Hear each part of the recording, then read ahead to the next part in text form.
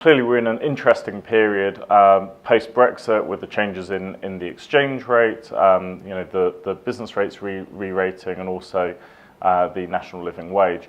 That's going to create a certain amount of pressure on some retailers, but we don't see that as being even pressure. I think that's going to vary a lot at a micro level by retailer and by geography. There's going to be some winners and some losers out of this.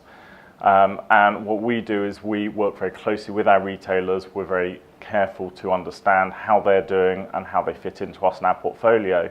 And we focus very much on the affordability of our sites, which in the main is very good across the country, to make sure that we're ensuring that the model that we have works for us, for the retailer and indeed for the consumer. The retail market over the next 12 months is quite a conundrum. What has been happening over the last 12 months is that the consumer has been better off than it has been for probably 5 or 6 years. More disposable income, lower unemployment.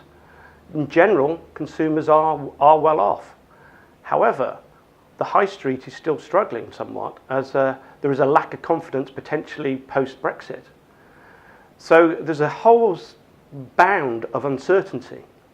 There is one thing that is absolutely certain, and that is there's been a significant change in sterling valuation. And the effect of that for retail will be, over the next 12 months, that goods that are bought in from the Far East, which are dollar denominated, will get more expensive. And if they get more expensive, there's only 2 things that can happen. One is prices will have to go up or margins will get squeezed. So I see either a circumstance of a dampened consumer demand through higher prices, or a potential where retailers will make less money as a result of a pressure on their margins. In the end, it will be a combination of them both, and both of those will lead to a sort of a dampened consumer economy.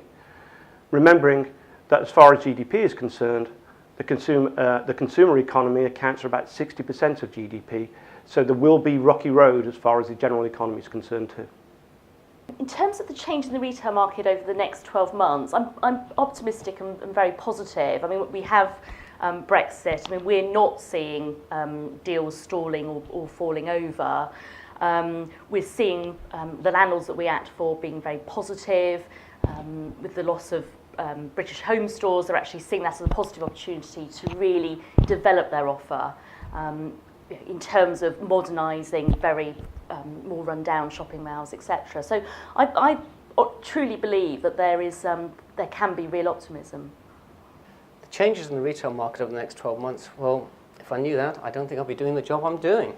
I think that there is a level of uncertainty, certainly in terms of the cost base, where costs are going to rise and retailers are not going to be able to pass those costs on. I think the healthy will survive. I think the poor will struggle. But again, out of any failure will come opportunity. It will give an opportunity for new entrants to enter the market, and who knows, they could be the established retailers of the future. I think I got asked this question 12 months ago from now, and there weren't as many headwinds as there are now. Headwinds is a very generic term, but Brexit will have an impact, particularly in the labour market. Retailers rely heavily upon labour from the EU, like other multi-site operators as well, of course. The currency is going to have an impact, particularly where retailers are buying in dollars or euros, which is the case, for example, in the textile industry. The business rates revaluation will add significant cost burdens to, I guess, particularly the southeast, but to large cities throughout the UK. And adding to the cost burden, the living wage, the national living wage, goes up every year until 2020. So I see a lot of cost pressures on retailers over the next 12 months. That may make investments less likely, but I think retailers are in for a reasonably tough 12 months and perhaps even longer, given that Brexit and its outcome is still so hard to predict.